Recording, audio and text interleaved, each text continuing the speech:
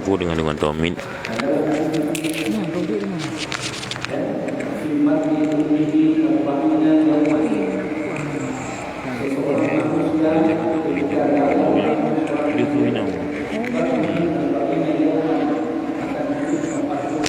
Sihat dengan Tommy.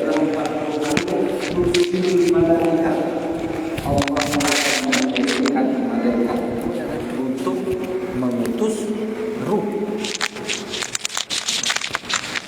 Bahasa hadis yursilu, bukan yukhliqu. Kalau bahasa hadis yukhliqu, maka besar kemungkinan ketika kita dalam rahim baru diciptakan ruh.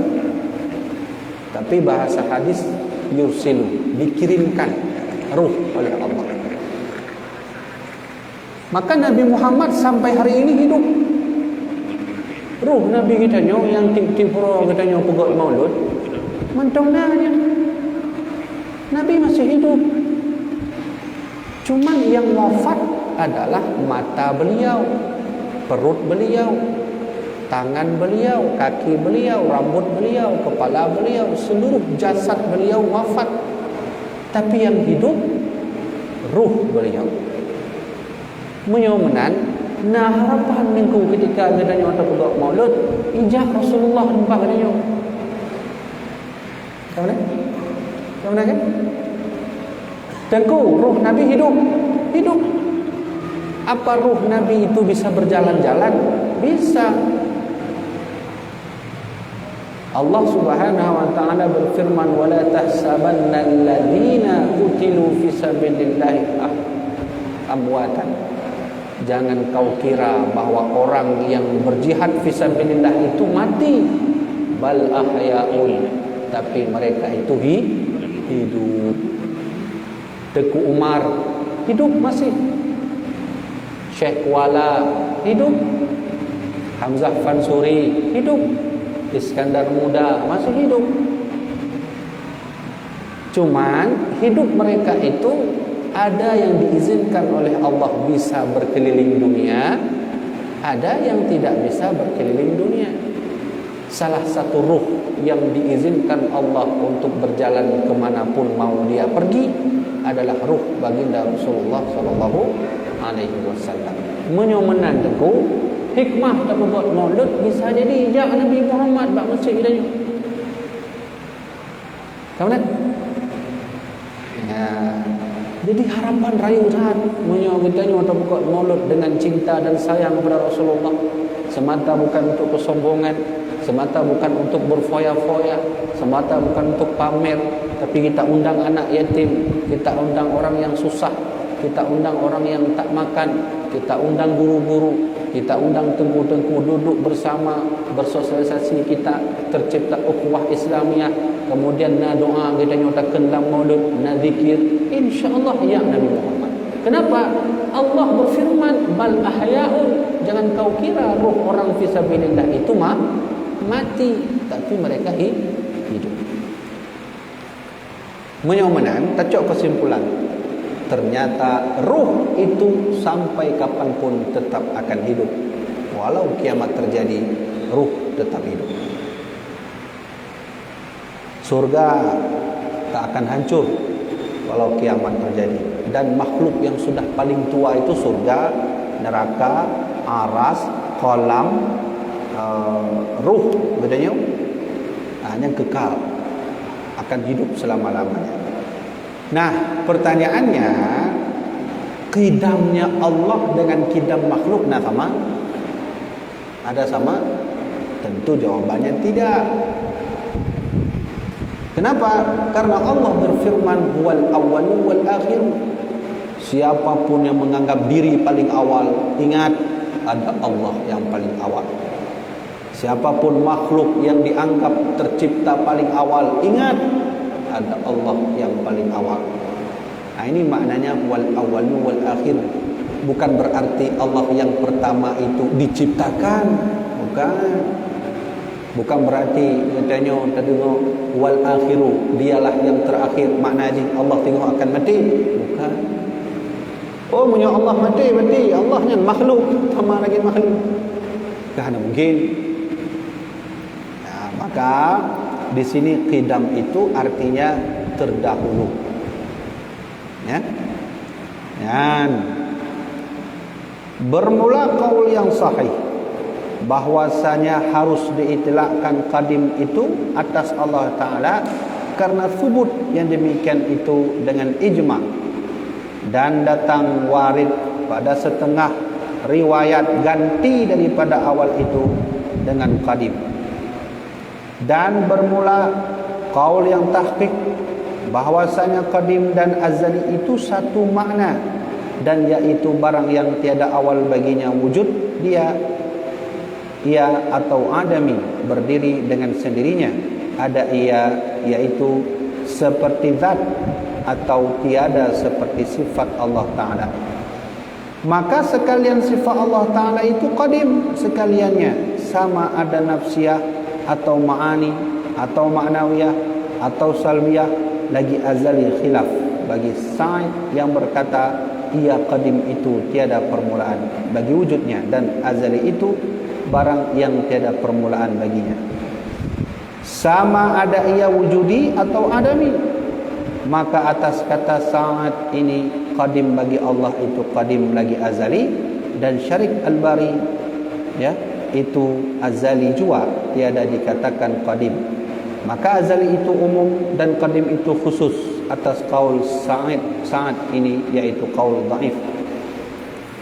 Ada satu yang disebut dengan zaman azali. Zaman azali itu tak satu pun makhluk yang tahu di mana tempatnya, bentuknya, teorinya, bahannya, keberadaannya, satu pun tak ada yang tahu. Bahkan Rasulullah pun tak tahu di mana zaman azali itu. Zaman azali itu diciptakan Allah itu qadim. Hanya Allah yang tahu di mana. Lalu apa fungsi zaman azali? Fungsi zaman azali itu juga hanya Allah yang tahu. Namun segala kehendak Allah itu sudah azali. Contoh, ada orang bertanya, Tengku, ketika Allah ingin menciptakan Adam, apakah keinginan Allah itu azali atau baru terjadi?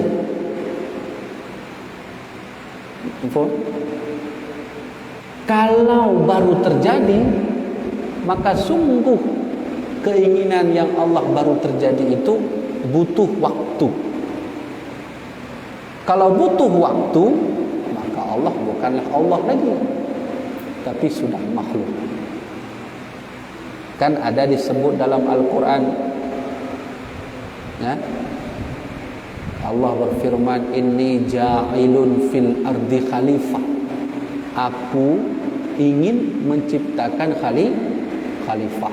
Pertanyaannya, ketika Allah berfirman itu, khalifahnya sudah ada atau belum? Belum. Maka bahasa simpel kita di sini adalah Allah ingin menciptakan khalifah. Nah, timbul pertanyaan, kalau begitu ingin Allah itu ingin azali atau ingin hadithi, atau ingin waktunya baru terjadi, atau waktunya sudah azali? Kalau waktunya azali, maka sungguh hanya Allah yang tahu, dan tentu dialah Tuhan. Tapi kalau inginnya hadithi, atau baru terjadi, atau baru muncul, karena mungkin sifat Allah baru muncul. Sungguh kalau sudah begitu, Allah itu makhluk, butuh waktu. Nah, maka para alim ulama membuat satu ilmu di sini, kalau begitu Allah itu azali. Segala yang Allah inginkan, segala yang telah Allah ciptakan, segala yang akan terjadi, segala yang sedang terjadi, segala yang telah terjadi, semua ada di zaman azali yang hanya Allah tahu zaman itu. Ya, nak mufhum ya? Gimana? Coba ya, saya tulis di papan tulis. Mungkin paham nanti.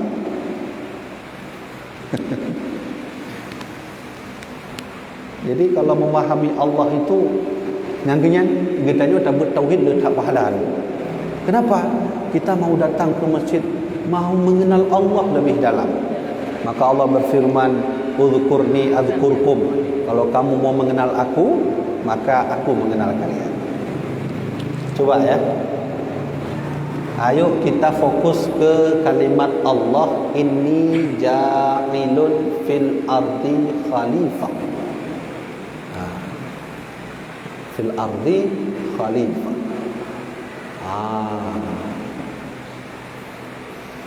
Sesungguhnya aku ja'ilun. Di sini tidak, kalau kita ingin buat makna ingin bisa saja. Kenapa? Karena status khalifahnya belum ada. Berarti ingin menjadikan. Begitu kan? Begitu? Ja'ilun ini isim fa'il. Arti isim fa'il berarti kalau bahasa isim fa'il, sesungguhnya aku yang menciptakan khalifah. Tapi karena natijahnya, kalau dalam bahasa mantik kami belajar di Dayak, natijahnya yaitu qadiyahnya khalifah belum ada, maka makna yang membawa ke sini akan berubah menjadi ingin. Tapi kalau qadiyah khalifahnya itu sudah ada, maka ingin itu hilang.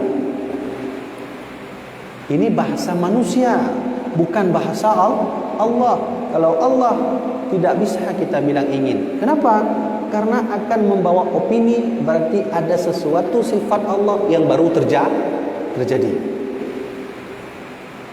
Gimana kan? Ilon mehun, ilon kena dia lo pisang. Pisang kan? Belum nak. Menyona istilah mehun, berarti mehunnya segala sesuatu yang baru terjadi. Segala terpegah menan mehun. Berarti sifat mehunnya adalah baru terjadi. Apalantas sifat Allah begitu? Tidak. Lalu kenapa terjemahan begini? Itu terjemahan translator untuk manusianya, bahasa manusianya. Saya ingin bilang bukan itu. Yang ingin saya katakan, ingin Allah itu di sini posisinya apakah masuk ke azali atau dia masuk ke hadisi? Ayo kita buat contoh. Ini garis. Kita buat. Sini azali. Sini azali, di sini hadisi. Di sini hadis. Di sini hadis. Di sini juga hadis. Hadisnya menyumbang bahasa gedanya ban terjadi, baru terjadilah. Nah, itu bahasanya. Baru terjadi, BT. Nah, baru terjadi. Kamu lihat? Nah. Baik. Kita ingin mengambil makna ja'ilun di sini. Ingin. Ketika Allah berkata ingin, apakah ingin ini masuk ke sini atau masuk ke sini atau masuk ke sini atau memang di sini? Contoh, ja'ilun fil ardi khalifah. Allah ingin menciptakan Adam. Adamnya belum ada. Di sini Adamnya baru ada. Adam hidup, terus hidup bersama istrinya, lalu Adam itu mati. Ketika sudah lama mati Nabi Adam, terus hidup kita sampai akhir zaman, maka Adam itu dibangunkan kembali. Ini berlaku bagi seluruh makhluk. Terus Adam itu berjalan terus semua keturunannya sampai nanti proses-prosesnya hidup mereka di alam surga. Surga atau neraka. Setelah terus surga neraka hidup selama-lamanya, maka Allah menginginkan makhluknya mati kembali. Nah, ini ja'ilun, ingin di sini. Kalau kita beriktikad ingin Allah berada sebelum Adam baru terjadi, maka sungguh Allah itu sama seperti makhluk. Saya ingin katakan, kalau Allah kita anggap ingin ini kan sifat. Ingin ini sih sifat. Ingin kita nyodengku baru terjadi. Malamnya kan dunia hana menget tak baju mana. Tiba-tiba waktu dia sembahyang, oh mak menget tak baju mana. Segala mengetnya kalau itu bit sifat menget. Tapi waktu terjadi menget baru nak sifat menget. Segala sesuatu yang baru terjadi itu bercampur baur dengan waktu. Kalau sudah bercampur baur dengan waktu, maka sungguh kita itu makhluk. Apa begitu keinginan Allah? Kalau sifat Allah ingin ini masuk ke waktu, sedangkan waktu itu adalah makhluk Allah, maka sama juga Allah itu makhluk. Nah, disinilah dijawab oleh alim ulama. Kalau begitu, semua kehendak Allah baik ketika Allah menciptakan Adam, sebelum ada Adam, waktu matinya Adam, waktu hidupnya Adam lagi, waktu Adam masuk surga, waktu Adam mati kembali, semua kembali ke sini. Yang disebut azali. Nah, semua lari ke sini. Azali itu apa? Zaman yang hanya Allah tahu. Azali itu tidak ada waktu di sana. Tidak ada struktur seperti alam semesta, memiliki sifat hidrogen, memiliki sifat pula oksigen dan seterusnya. Hanya Allah yang mengetahuinya. Maka kalau begitu, ingin Allah di sini ingin azali namanya. Tahu tak? Tiba-tiba Allah ingin. Hajat apakah ada tiba-tiba Allah ingin? Sama juga kita menyamakan keinginan Allah itu baru terjadi. Kalau baru terjadi, maka perlu waktu. Kalau Allah keinginannya sudah berhubungan dengan waktu, maka sungguh Allah itu makhluknya. Enggak bahaya. Kamu lihat? Maka ulama membuat definisi di sini. Kalau begitu, ulama membaca kitab-kitab, membaca hadis, ternyata ada yang disebut azali. Nah, apa bedanya azali dengan qidam? Sama. Walaupun pendapat Sa'ad tadi dikatakan qadim itu beda dengan azali. Itu pendapat dhaif, pendapat lemah.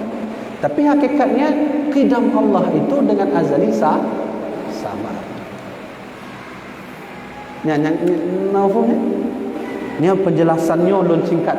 Jadi kalau kita baca benar agak panjang macam. Kalau pertama kena mana? Gimana?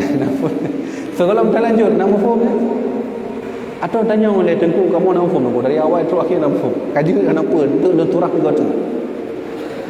Baca dulu. Ya, yang lagi tanya yang adali ba Allah dah hang bilang ke. Jadi hang bi doa kan? Ya. Jadi kita tanya agak kalau ke beginanya kita hang bi sama sekali dia Allah tidak hang kabul. Yang tanya dipuji diucapkan hilang atau agak memang yang azali Allah cipta. Azali cipta. Ya. Yang azali mandum ya. Azali mandum atau pokoknya kita nyo baikna pandangan sifat Allah, keinginan Allah, doa yang tergabulkan yang kita nyo laki tunyo baru dikabulkan tahun 2020 le, baik tak anggap bahawa umat ilun bandijo oleh Allah nyo adalah keinginan Allah. Keinginan Allah yang baru terjadi. Hanya tak pandangi benar. Karena hanya getanya tacok sifat Allah, tak puduk bak sifat yang baru terjadi dengku. Karena baru terjadinya berarti segala nyampu. Kemana? Segala baru terjadinya. Apa sifat Allah? Misalnya contoh, kita menganggap sifat Allah yang ingin ini baru terjadi. Baik. Pertanyaannya, sebelum itu terjadi, apa yang terjadi? Yang mana? Munyo katanya tak anggapi bahawa segala terjadi apa yang terjadi. Itu sungguh segala sesuatu yang belum terjadi ada kekosongan. Apa mungkin kekosongan ada di sisi Allah? Yang kaparah dah. Kemudian tidak mungkin sifat Allah itu kosong. Kami tu. Nampak kan? Hai mesti contoh ya. Kita ingin katanya ingin Allah yang beda nampu. Munyo ingin katanya perlewat waktu. Mana? Nyopoh padu dah nyoh, tak ugah nyopoh 7:30 dah. Mungkin di antara kita nyonya galamna mehet nyo malam minggu mehet jak dengan keluarga. Galamna tu. Tiba-tiba dia semua Aisyah kan pikiran nyo ka hawa bu goreng. Oh mangat sang malam minggu baju bu goreng. Kajitlah telefon mak numit dia. Jak baju bu goreng. Nah, ketika ingin makan nasi goreng itu, kapan turun niat itu? Keinginan kita nyo kan? Kapan? Ya waktu terjadinya. Tapi sebelumnya tidak ada. Watai kita nyo tengah butnya nama bu goreng. Hana kan? Ini disebut kosong.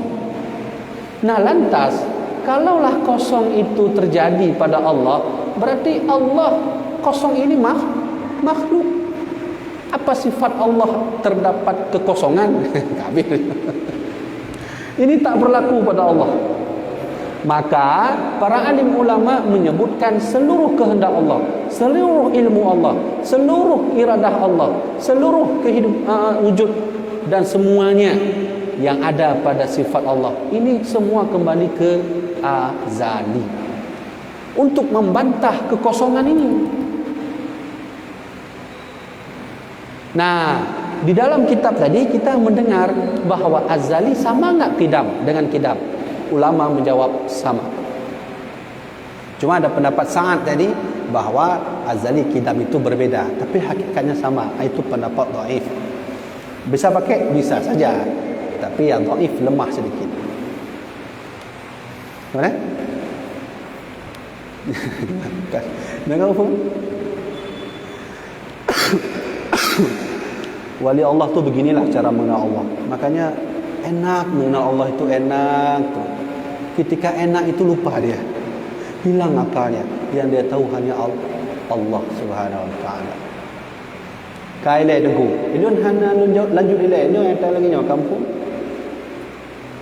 Ilun contoh lain ber. Ayo kita kasih contoh lagi. Ya, kita semua tentu pernah berdoa minta sama Allah. Kemudian semuanya kan pernah berdoa. Ya Allah, kasihlah saya mobil satu. Doanya mobil. Sudah. Kapan berdoanya? Tahun 2020 lah. Maka ya dikabulkan 2022. Kemudian kita memeh motor ke kecelakaan. Contoh. Maka motor kanju ni tuan bedu luar be leplo. Insya-Allah nak kiamat lah. Hancur motornya. Baik, saya ingin bertanya. Ketika kita berdoa tahun berapa itu? Tahun 2020. Kepada siapa kita berdoa? Ya tentu kepada Allah. Sekarang jadi pertanyaannya, apakah doa yang kita panjat tahun 2020 baru didengar oleh Allah? Ya. Baru didengar oleh Allah? Hati-hati ya. Yang kita panjatkan doa tahun 2020, apakah baru didengar oleh Allah? Kalau jawabannya baru didengar oleh Allah, maka sungguh Allah perlu waktu karena baru didengar. Nah, maka hakikat doa pada tahun 2020 yang kita panjatkan ini sesungguhnya itu sudah didengar di zaman azali. Kamu nalai? Maka jangan pernah menganggap, ya Allah, saya berdoa kenapa enggak dikabulkan? Ini salah aku. Ketika Allah mengabulkan di tahun 2022 mobil, apakah kabulkan doa itu, kabulan Allah itu baru dikasih? Allah kasih kita mobil. Apakah datangnya mobil ke rumah hadiah dari gubernur? Betul contoh dari orang gubernur. Intat motor paling hayu je menan. Datangnya mobil ke rumah itu, apakah itu baru terjadi di sisi Allah? Apa itu baru dikirim di sisi Allah? Tidak itu. Semuanya kembali ke azali. Sama seperti berdoa jadi. Saya berdoa tahun 2020. Pertanyaannya, apakah Allah baru mendengar doa kita tahun 2020? Tidak. Allah sudah mendengar sejak di mana tak ada waktu. Namanya azali. Berarti azali sama kidam sama. Ya, ini pembahasan kita malam ini. Jadi jangan pernah menganggap doa enggak dikabulkan, jangan pernah menganggap ingin Allah itu baru terjadi, itu bahaya sekali. Maka ini yang harus diluruskan. Ini akidah Ahlussunnah wal Jamaah. Akidah Iskandar Muda. Kami alhamdulillah tadi kebetulan waktu saat mengajar kitab Qanun Muqta Alam yang ditulis oleh Sultan Ali Muqayyad Shah Raja kita Nyolantung, Iskandar Muda, Sultan Ali Muqayyad Shah berpesan jangan terima sedikit pun di Nanggro Aceh akidah Khawarij, akidah Syiah, akidah Mu'tazilah dan 72 golongan lainnya. Kenapa? Mereka yang akan menghancurkan akidah ini. Khawarij tidak percaya dengan ini, pula Mu'tazilah. Makanya salah cara tauhid Mu'tazilah. Ketika kita bertanya, hai Mu'tazilah, kok kamu kaya sih? Banyak duit? Oh iyalah, saya kan kaya karena saya cari duit, makanya saya kaya. Saya kaya karena saya berusaha, makanya saya kaya. Oh, karena kamu berusaha, bukan karena Allah. Bukan. Mu'tazilah ya. Mu'tazilah, kenapa kamu pintar? Oh iyalah, karena saya sering belajar, sering buka kitab, sering mengulang-ulang, sering hafid Quran. Jadi kamu pintar karena itu? Iya, bukan karena Allah. Bukan. Mu'tazilah. Mereka menafikan ini, Dengku. Nah, kalau sudah begitu kejadiannya, pesan Iskandar Muda, kalau sudah hadir mereka, ingat, rakyat akan dibuat huru hara menan bahasa kitab ini. Yang pesan secara muda nunggu raja kita nunggu. Nyono patih habalun ne buka kitab Qanun Muqta Alam ne baca halaman 67 dan 62. 68. Halaman 28. Pesan Iskandar Muda. Khawarij begitu juga. Saya tertarik dengan Qanun Muqta Alam. Itu kitab undang-undang dasar Kerajaan Aceh Darussalam yang ditulis oleh Raja Sultan Ali Muqayyad Shah dan dipraktekkan kembali oleh Iskandar Muda. Pesan Iskandar Muda, jangan terima Khawarij. Khawarij itu siapa sih? Di masa Iskandar Muda hidup tahun 16 sekian, 1607, ini Iskandar Muda hidup. Ketika itu di Hijaz itu berkembang Khawarij, berkembang. Nah, maka ketika tak ada lagi Iskandar Muda, Khawarij berubah nama menjadi Wahabi Salafi. Siapa yang bilang begitu? Tengku Habibi. Oh, baik Tengku. Lagi lentuan pegah, ilun menyandung semua but, tetap lun nak referensi. Berarti benda kena salah lun, baik salah lun. Karena lun baca. Siapa yang mengatakan ini Wahabi Salafi? Mufti Mesir, Syekh Ahmad Sawi dalam kitab beliau Tafsir Sawi jilid 3. Siapa yang bilang begitu lagi? Syekh Zaini Dahlan, mufti Turki yang hidup semasa dengan Muhammad bin Abdul Wahab. Wahabi Salafi. Ketika kita menuduh Wahabi Salafi hari ini, mereka membantah, kami bukan Muhammad bin Abdul Wahab. Maksud Wahabi itu salah. Mereka mengatakan Salafi Wahabi itu adalah Abdul Wahab bin Rustum.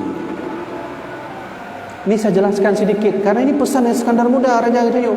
Kecuali kita nak orang Jawa ini nak pu dengar apa nak orang Jawa. Nyo dia orang Aceh mendung, raja kita nyo. Iskandar Muda ya. Coba perhatikan baik-baik. Saya ingin kembali ke tauhid nanti. Kenapa sih Iskandar Muda tak boleh masuk ini? Apa alasannya? Punya Mu'tazilah jelas benar kan? Kada kalau turah Mu'tazilah. Wahabi Salafi namanya. Yang mengatakan ini Syekh Ahmad Sawi, mufti Mesir. Sudah. Kalaulah berasal dari Abdul Wahab bin Rustum, maka namanya Wahbiyah. Kalau berasal dari Muhammad bin Abdul Wahab, namanya Wahabiyah atau Wahabi. Baik, mungkin Naurun tanya Mbak Lun, 4 bukti dengku. Saya siap kasih bukti. Murid Muhammad bin Abdul Wahab, Syekh Sulaiman bin Ghannam pernah menulis buku kitab bernama Tuhfatul Wahabiyah. Beliau memuji gurunya Muhammad bin Abdul Wahab. Kenapa beliau menulis Tuhfatul Wahabiyah? Berarti menisbahkan Wahabi ke gurunya. Siapa? Muhammad bin Abdul Wahab. Maka namanya Wahabi. Kalau Wahbiyah itu bernisbah kepada seorang guru bernama Abdul Wahab bin Rustum. Sama-sama kan? Muhammad bin Abdul Wahab bin Rustum. Baik. Nyo baklun nak kitab Syekh Zaini Dahlan nya. Alhamdulillah nak awak urang Aceh yang buat kedai di Turki watela merompok ijuk kitab sabah. Baklun belum baca. Nyo. Nah, ketika Wahabi Salafi sudah mulai difatwakan sesat oleh ulama Mesir, maka mereka mengganti nama dengan Manhaj Salaf.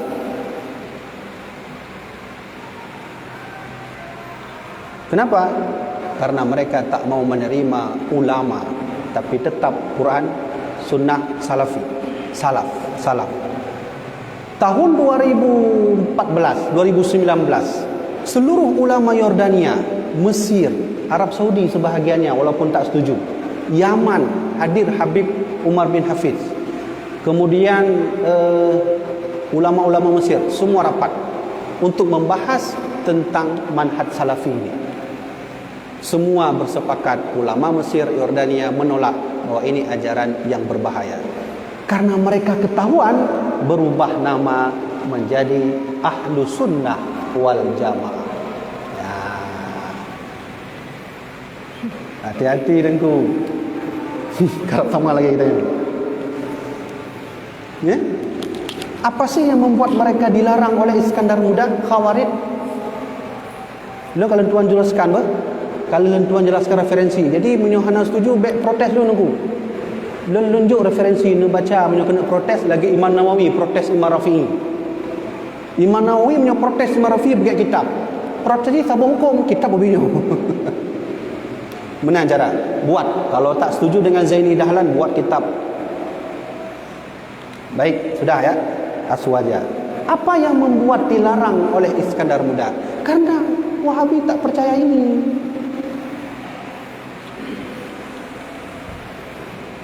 Kalau ada orang yang tak percaya itu, maka hadir nanti yang disebut kosong. Sebelum sesuatu yang tidak ada, apa yang ada sebelumnya? Kamu nanya. Kalau kita tak pakai azali, ngun logika men. Okey, tunggu, saya ingin bertanya. Ini orang tak pakai azali. Sebelum sesuatu yang tidak ada itu apa namanya? Kalau kita jawab sebelum sesuatu yang tidak ada adalah tidak ada, sungguh tidak ada itu sebenarnya ada. Kalau sudah begitu logikanya, maka ketidakadaan yang ada itu ada di sisi Allah, dan itu waktu makhluk namanya. Menyongitanya kapu sama Allah dengan makhluk, maka Allah itu sudah kita jadikan makhluk. Sedangkan Allah berfirman, laisa kamitslihi syai', Allah itu tidak seumpama apapun. Nah, ini dia. Nah, azali ini sama dengan qidam. Baik, kalau begitu sampai di sini saja. Pesan Iskandar Muda kepada kita semua, jangan pernah terima 72 golongan. Pertama, Syiah Rafidah yang menganggap Ali bin Abi Thalib adalah pengganti Nabi Muhammad, yang mengkafirkan Abu Bakar dan Utsman serta Umar. Yang kedua, Khawarij yang kita sudah bahas. Masa Iskandar Muda belum ada lagi Wahabi, karena Iskandar Muda tahun 1607. Maka mereka berubah nama. Khawarij itu berbahaya. Ibnu Muljam itu Khawarij, orang yang hafal Quran tapi bisa berfatwa wajib membunuh Imam Ali bin Abi Thalib. Bahayanya. Siapa lagi? Hajjaj bin Yusuf, ahli Al-Quran, yang hafal Quran, yang tahajud tak pernah putus, tapi berfatwa wajib membunuh anak salah seorang 10 sahabat masuk surga bernama Abdullah bin Zubair bin Awam. Ketika itu wafat samping pintu Ka'bah, dibom dengan manjanik. Manjanik itu ketapel urang Arab awai. Minoi pudu apui nya. Pun ketika itu wafatlah anak salah seorang sahabat Nabi yang menjamin masuk surga. Zubair bin Awam punya anak namanya Abdullah. Siapa yang bunuh dia? Orang yang hafal Quran, Hajjaj bin Yusuf. Nah, saya teringat fenomena yang terjadi hari ini adalah, kata Rasulullah, besok di akhir zaman semua orang berlomba-lomba menghafal Quran. Semua orang berlomba-lomba untuk menunjukkan keahlian dalam Quran. Tapi iman mereka yang din kama yang sahmu minar ramiyah. Iman mereka sama seperti anak panah yang keluar dari busur mereka. Fenomena yang dikatakan oleh Rasulullah sudah terjadi. Orang berlomba-lomba buka sekolah Quran, buka sekolah tahfidz, tapi imannya kosong. Tapi lebih daripadanya baik salah surah tu punya menana, baik lelah tunggu anak dia bah kegedeh mendang baik Quran oh haji tunggu. Quran sampai hari kiamat tidak akan pernah salah. Yang salah kita yang memakai Al-Quran. Orang kafir bisa ngafal Quran? Bisa. Mana contohnya? Sunok Horgoni. Hafal Quran. Orang Yahudi bisa ngafal Quran? Bisa. Siapa contohnya? Siapa namanya itu yang matanya sebelah kanan ditutup kayak bajak laut? Hafal Quran, orang Yahudi.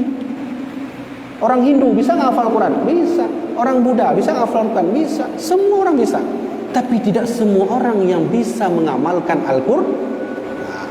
Kasih pergono ini. Nya Khawarij hati-hati dengku. Nya lencok dari kitab Kono Mughta Alam Iskandar Muda. Kenapa nya? Dari penjelasan kadang-kadang berhenti sebab karena nasi kumpul tali dulu kadang-kadang waten sore negalan kemudian terguredi dan besar. Jadi yang maksud kuno bukannya.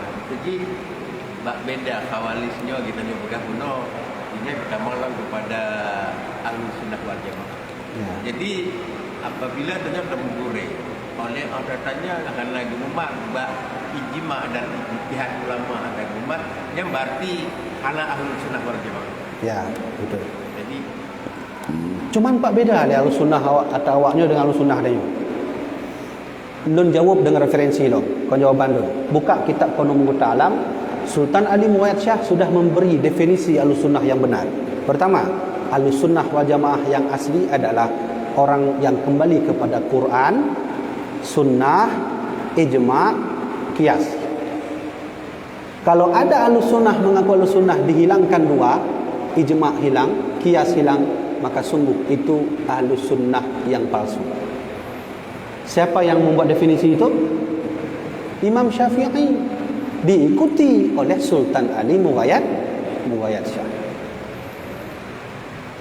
Nah, Ahlussunnah begini, pakai qiyas enggak? Tidak. Wahabi Salafi atau manhaj salaf, mereka tak akan pernah mengakui qiyas. Tak akan pernah. Kenapa? Mereka enggak mau takwil Quran.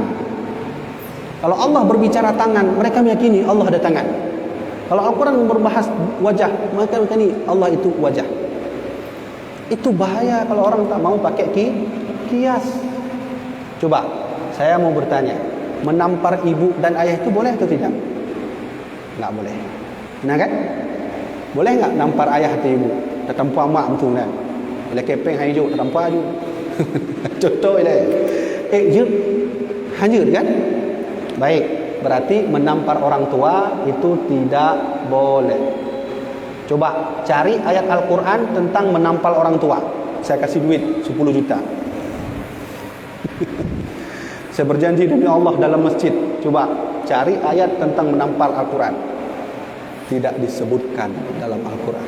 Yang hanya wala taqul lahuma uffin. Jangan kau berkata kepada orang tuamu dengan perkataan Timbul hukum, maka ulama duduk bersama. Kalau begitu, berkata saja tidak boleh, apalagi menampar. Itu namanya kias. Kalau seandainya tak pakai kias, maka sungguh kita boleh menampar mak adanya. Ya kepeng mak 20 rupiah, beliau chip, itu contoh. Hani jo, kakak tertampar jo. Mati idanya apakah tertampar mak? Hana sebut dalam Quran. Kabin kerah. Tahu Perlu kias kan? Perlu. Nah, urung-urung dayah mandum nak belajarnya tentang kias. Kias terbagi 3, kias aulawi, kias syabah. Terbagi-bagi.